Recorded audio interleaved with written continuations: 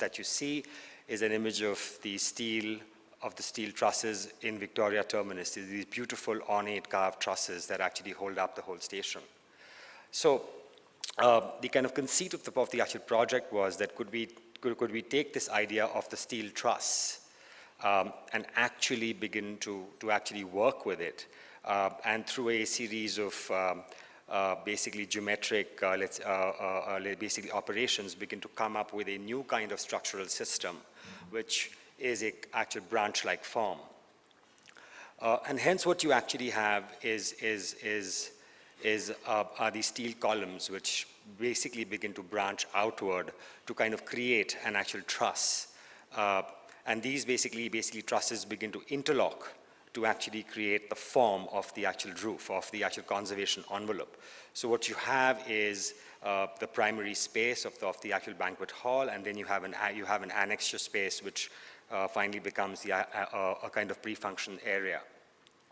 So diagrammatically, as you can see here, it is essentially a basically column with 8 branches which actually spring out and begin to actually connect at the roof level, inscribing a kind of arched basically pattern of structural transfer.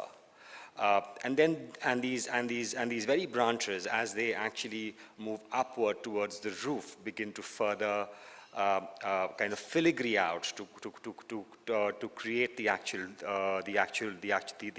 roof as a very fine filigree, which in a sense almost begins to take the form of this kind of thinly spread canopy of trees that we have on the outside.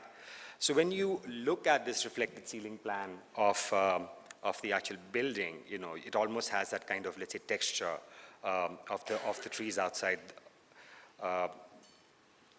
So this is a view through the banquet hall, looking across into the actual pre-function area.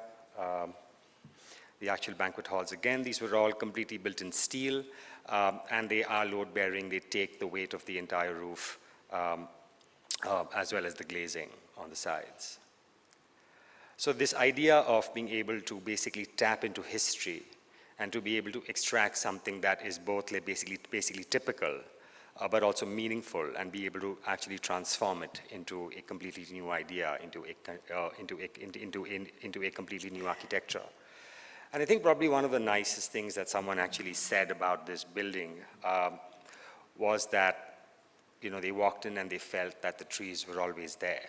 The actual structure, kind of existed there for a long time. The next project is a building that we're actually constructing right now. It is under construction. It will be completed by the end of the year. Is an actual hotel, a boutique hotel on the Maharashtra coastline in a place called Aravali. And it's this stunning site, about 65 acres, which is on the Arabian Sea, but has the actual Mochimad, a river coming out to, on the actual northern edge. And, it's such a pristine site. It was almost criminal to do anything that would be invasive. But how do we begin to actually build here? The client was, imagining a more traditional organization of dispersed, basically villas. And that's something that we didn't want to do. So how could we find something that was actually typical to the region? How could we find a kind of architecture here that was both historical and something that we could actually reference in a meaningful way? And as we drove up and down the coastline, what we actually encountered were these amazing forts. As you know, the entire coastline of Maharashtra is basically dotted by these fortifications. Some which are on land, some which are actually in the sea, as in the case of basically Janjira Fort.